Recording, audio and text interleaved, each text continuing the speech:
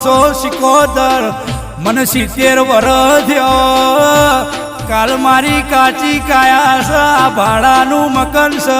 મોહ માયા મેલીને જતું રહેવું પડશે ગોટી અરે રે માં કોઈ અમર નહીં ને કોઈ અમર થશે નહીં પણ મરતે મરતે પેલી વાતનો સંદેહો મારા મોતીના કાકડા ચોરી ગયા ખરાબ ફોરે પણ કાકડો નહીં જલાવતો મારો મોતી ભુવાના ગણે પરે મુવાગત નહીં જવા